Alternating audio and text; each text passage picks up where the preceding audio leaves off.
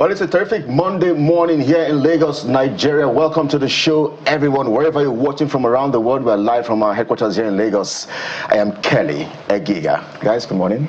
Yes, indeed, Kelly. Terrific. After what turned out to be a terrific weekend. Welcome to your perfect morning starter. I refuse to be angry this morning, even though I didn't get the memo of Striped Monday.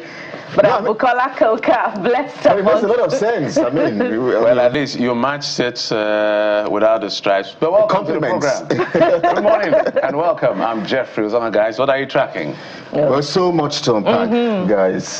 First on Friday, we thank God, after 56 days in captivity, the 40, I think, is it 46 now pupils?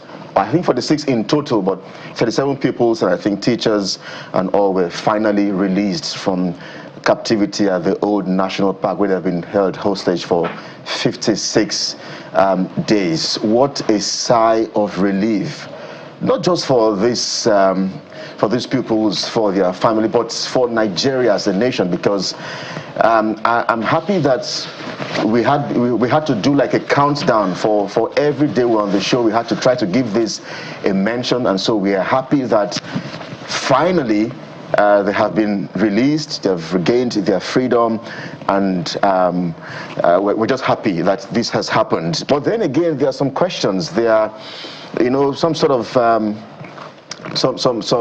some questions begging for answers.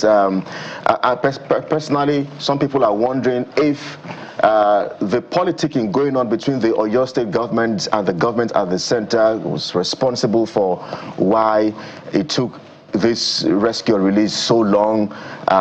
There are also questions as to what exactly played out. The military says, some of these the bandits or kidnappers were neutralized, some were killed, and while others were arrested. But we're yet to see those who were arrested. I had thought that, look, so that you can send a message, a clear message to those who think that this is a booming business, that look, you know what, it's not business as usual anymore. So those who were neutralized, was there, perhaps I thought it would have been possible to maybe carry the media along, so we'll see their bodies and confirm. Yes, we cannot show it to the world because of NBC rules, but we can blur, you know, those images, you know. That perhaps should have verified, because now we have left the question of, they have been released, to the question surrounding, how were they released? Was Sunday Igboho involved, for instance? Was the community involved, for instance? So there are a lot of questions, but of course a lot of credits to the military, the DSS, the office of the NSA, as we understand, for finally releasing this. All eyes now shift to the north, Borno State, precisely where Senator Ali Ndume on Friday, you know, again re-echoed the fact that about 5 communities in his senatorial district or zone, there have been massive kidnappings there, about 4 or 5 that he mentioned. So we want to also ensure that these Nigerians or pupils or students or family members who have been kidnapped also get to regain their freedom. People have wondered whether some sort of negotiation played out.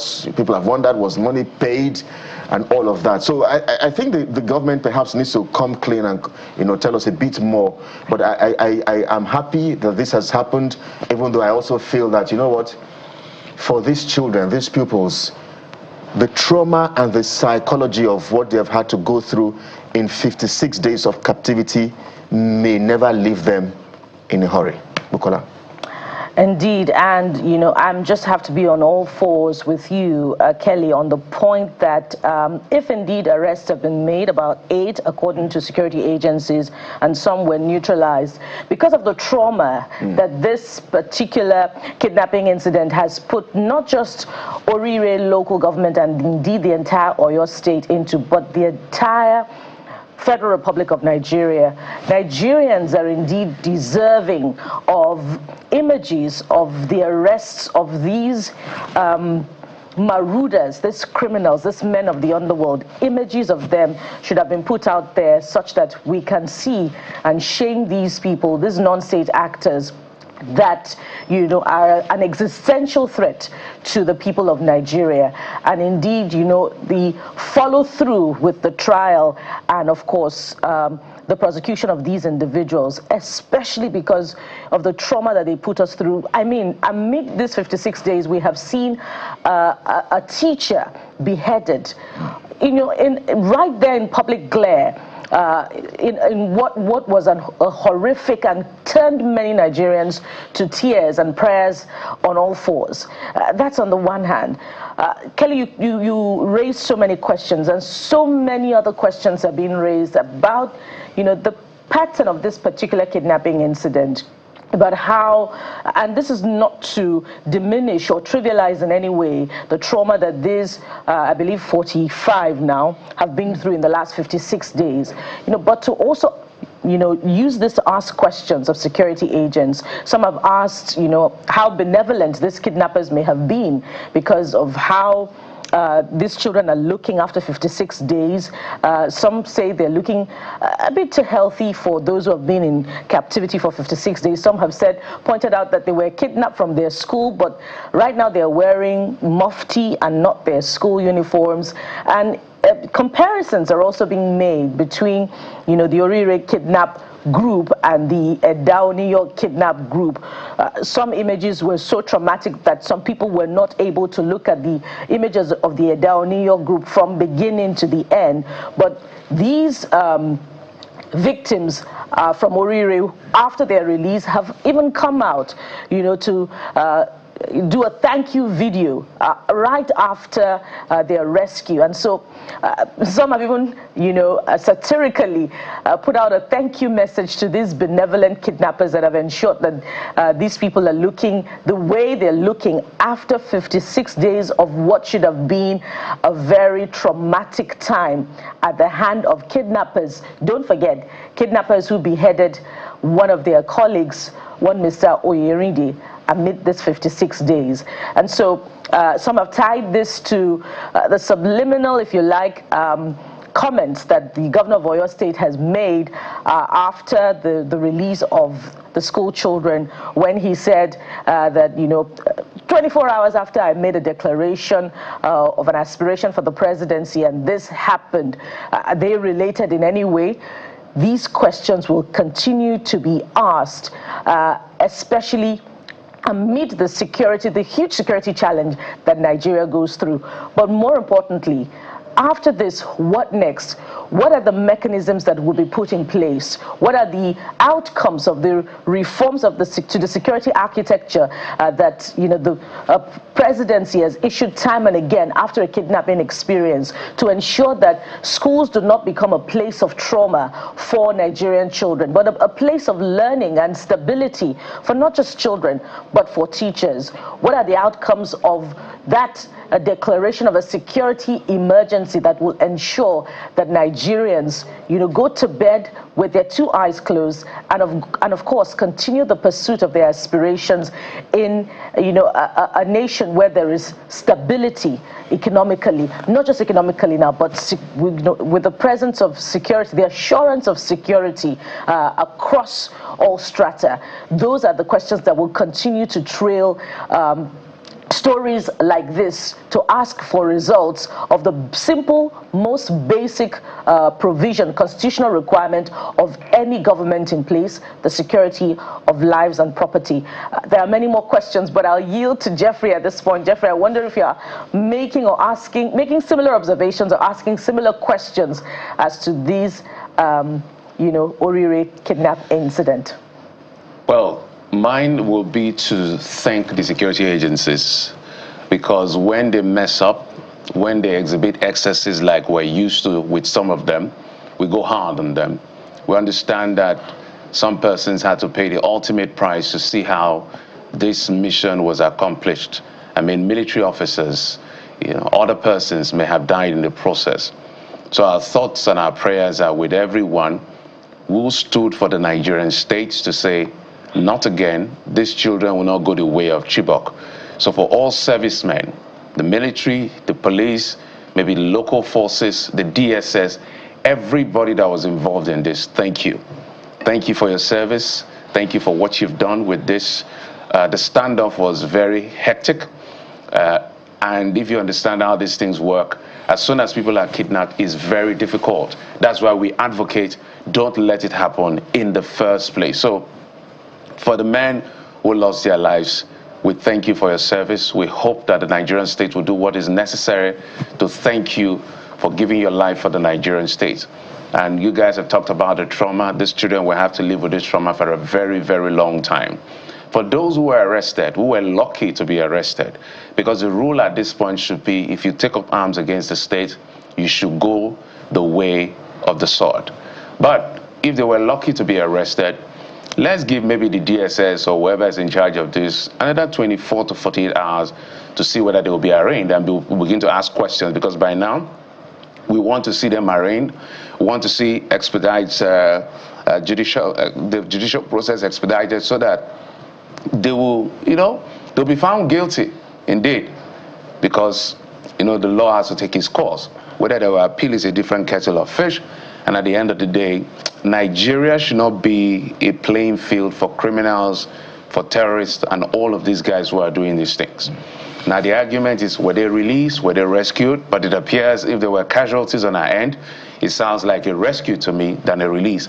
But that, I read the statement of the president, guys. He said, these were his words: "Tonight, our nation has a reason to give thanks.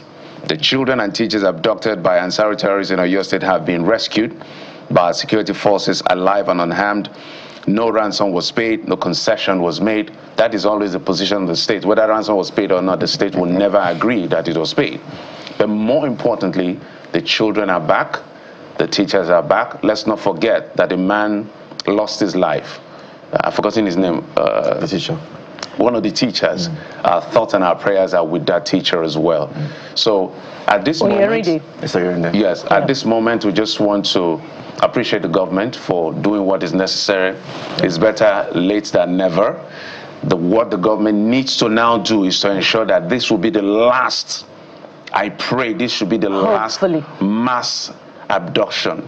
We've said the issue around ease of mass abduction has to be curtailed. Things will happen, but people cannot just carry 200 people, 50 people, 30 people, 100 people. It has to stop, so that we don't lose teachers, we don't lose soldiers, we don't lose personnel. So I think that is just that for the moment. From there, we shift the country. I just wanted to mention the particular general who led this operation, Major General C.R. Nebife, of GOC 2 Division Ibadan, who is the commander of Search and Rescue Operation Old Oyo National Park. That's what has been confirmed as the person. I think he is from Anambra State. He led this particular operation. So indeed, Jeff, you're spot on. Commendation for him and his team. Yes. I also got some sort of insider information that another teacher died as well. And that's another insider information I also got, that another teacher, so apart from the teacher that was beheaded, there was another teacher who also sadly lost and just to quickly pay tribute to the general who lost his life during this rescue operation. According to reports, a certain General Ademe Isaac, who has now been interred in Adamawa State at a military cantonment in Adamawa State.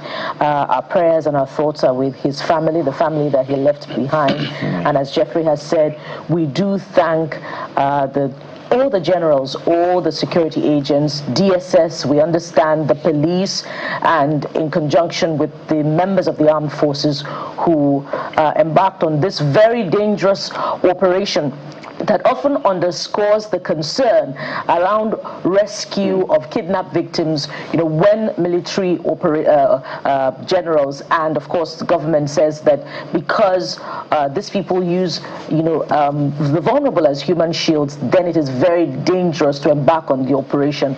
And so this underscores that particular point, and for this we're grateful, and we hope that the nation can show profound gratitude in measured action to families of these generals, and indeed those currently serving that continue to risk their lives for the safety of the rest of the nation. All right, so I know that the Oyo State governor had mentioned, without mentioning about the number of teachers that came back, it was short of 2. Yeah. So we're familiar with the one that was beheaded and all of that. Just maybe if we can do 30 seconds each. The president has now picked Shettima as his running mate for 2027. The point now is that it's another Muslim ticket that's going to generate a lot of controversy. So what we will say is that we hope that the day there will be, because this is a political arrangement, it's strategic for him. Election is about numbers anyway. So this is particularly strategic. So hope that the day there will be a Christian running mate, candidate and running mate, there's not going to be a problem. As a matter of fact, as somebody who works and who covers politics, I've also said that if President Bola Tinubu wins this election in 2027, I don't think 2 regions should have any business contesting for presidency, even though they have a right, for the sake of equity and fairness. Southwest should not come near presidency. Northwest should not come near presidency for at least 16 years. They should give turn to North Central, Northeast, and I think Southeast to have their turn, because Obasanjo, former President Obasanjo, did 8 years. Professor Yemi Oshibajo did 8 years as vice president. And if President Bola Tinubu does 8 years as president, I don't think the Southwest should have any business to run. In the name of equity and fairness, not numbers now. Everybody has a right. Former President Yar'Adua, former President Muhammadu Buhari, also from the Northwest. So, good luck, Jonathan. At least the South Side has tasted presidency. Let others also have a share. Nigeria belongs to all of us. That's all I'll say.